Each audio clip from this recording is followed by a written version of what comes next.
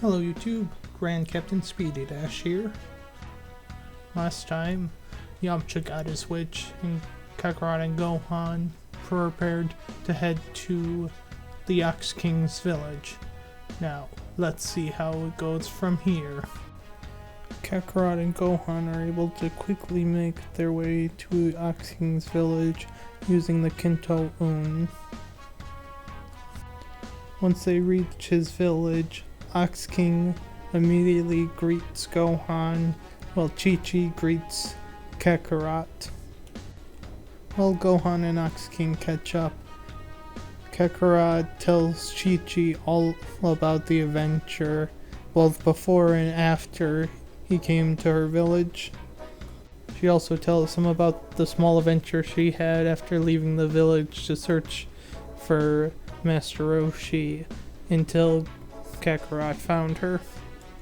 Though dinner time quickly comes, and Chi-Chi is amazed how much Kakarot eats during dinner. Shortly after dinner, they all head to bed. When Chi-Chi wakes up in the morning, she finds Kakarot is training alone outside, so she decides to watch him and start imitating him. After noticing, he tries to help her, but quickly finds he is at this time not a capable teacher.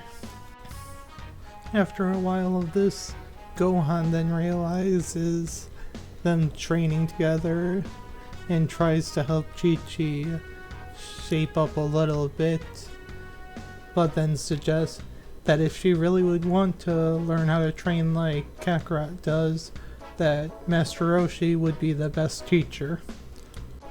Thinking that this will help them bond, Chi-Chi immediately jumps at this idea. Kakarot is happy as well, as this is an excuse to try and get more training from Master Roshi. They end up deciding to train for the rest of the day and head to Master Roshi's tomorrow.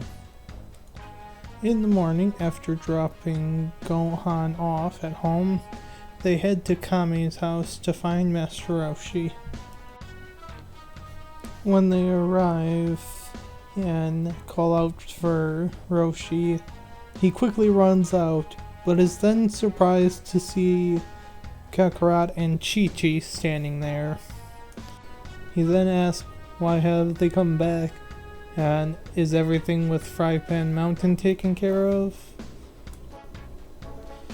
Kakarot explains that he was able to put the fire out, though sadly he destroyed the mountain as well, and that they are here because Chi-Chi wants to train with Master Roshi. Roshi then asks Chi-Chi if that's what she wants, which she nods in agreement.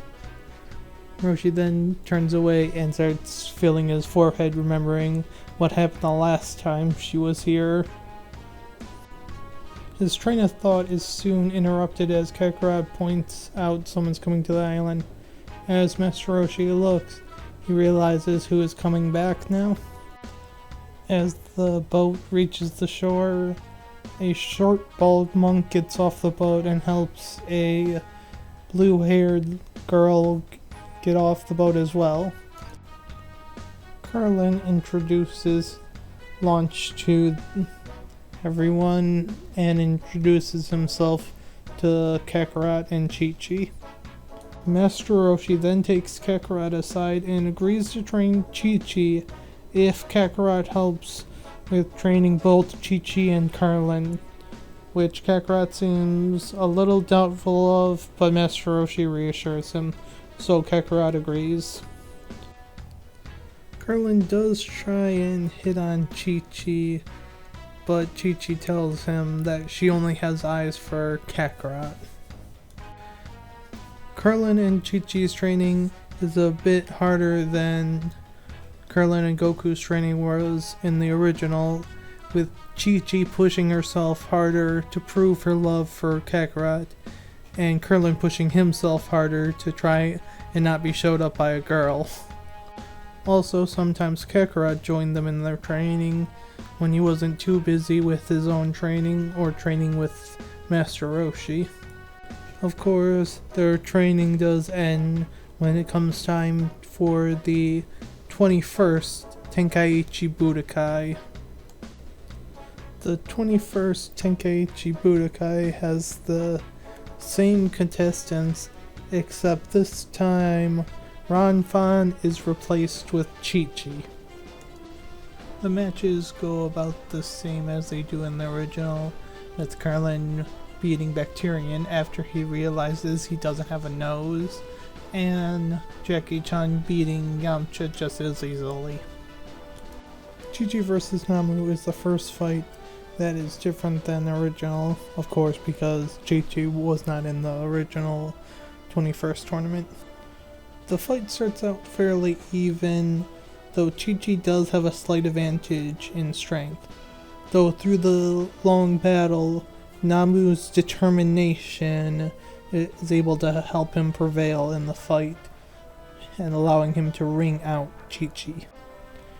Though he doesn't show it much, Kakarot is actually a little annoyed at Namu's victory over Chi-Chi.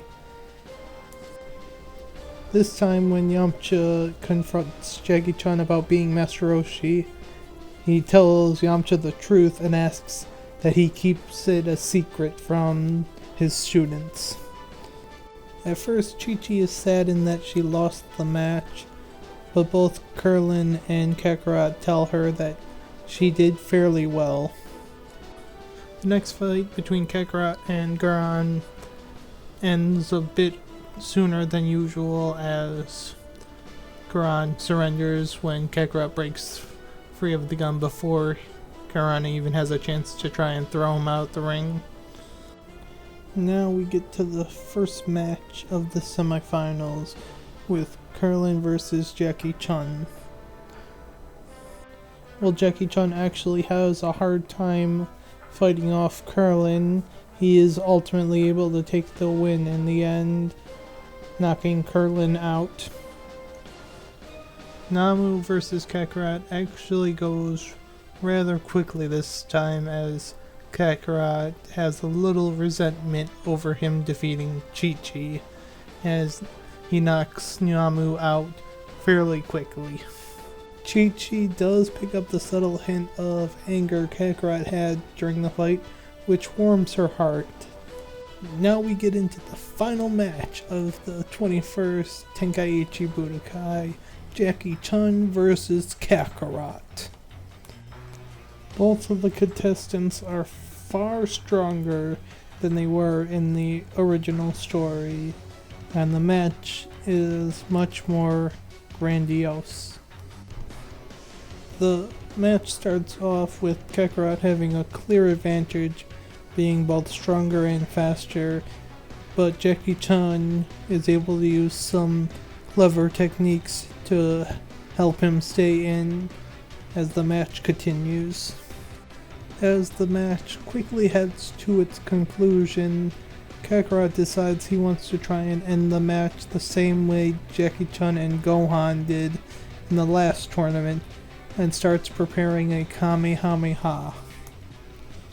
When Jackie Chan first notices this, he thinks he will be able to take out Kakarot while he's leaving himself open to charge the Kamehameha, but stops that line of thought rather quickly. If he were to take such a cheap and easy win, what would that teach his students? And what would that say about him? Then he laughs under his breath, wondering if Gohan had the same thoughts in their last fight, before also charging a Kamehameha to meet Kakarot's. As both contestants release their Kamehameha, the beams clash, and the resulting mayhem starts tearing apart the arena, as it seems like they're almost evenly matched. But then it starts to tip in the favor of Kakarot, with his beam overpowering Jackie Chan's. Ultimately, Kakarot's beam is able to push Jackie Chan out of the ring, securing his victory in the 21st Tenkaichi Budokai. Jackie Chan then pulls Kakarot aside to speak to him, which is when he reveals to Kakarot that he is Master Roshi, and asks that he does not tell Chi-Chi or Curlin about this. After receiving the prize money, Kakarot and the others go out to a restaurant to have dinner, where Kakarot blows almost the entire prize money on dinner. Despite Gohan's reassurances that Kakarot doesn't need to search for the Dragon Balls again, Kakarot is determined to find the 4-star ball once again for Gohan. This is where I'll end the part for now. How do you guys think the extra training, remembering his Saiyan heritage, and the ability to use Ultra Instinct, at least somewhat, will change the second search for the Dragon Balls? If you enjoyed this video, please consider giving it a like and subscribing to my channel, as those will help motivate me to continue making the what ifs. As always, have a wonderful morning, afternoon, evening, or night, wherever you are.